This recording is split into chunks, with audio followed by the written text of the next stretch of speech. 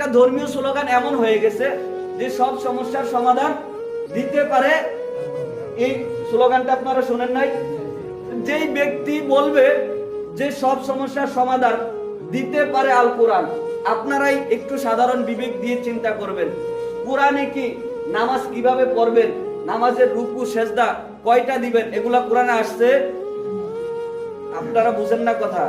বিজ্ঞ আলেম থেকে জেনে নেবেন যে কুরআনুল কারীমে 5 ওয়াক্ত নামাজের কথা একবারও আসে নাই। আল্লাহ যত জায়গায় বলেছে আকিমুস সালাহ, নামাজ কায়েম করো, নামাজ প্রতিষ্ঠা করো, কয়বার প্রতিষ্ঠা করবে এটা আমার নবী সরকারে কায়নাত নামাজ পড়ে আমাদেরকে দেখিয়ে দিয়েছে। এটা হচ্ছে সুন্নাহ। পড়েন না সুবহানাল্লাহ।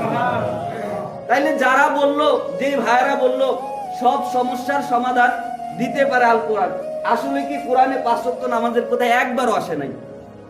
কোরআনে শুধু আসছে নামাজ কায়েম করো, নামাজ পড়ো, নামাজ প্রতিষ্ঠা করো, নামাজের দিকে মানুষদেরকে আহ্বান করো।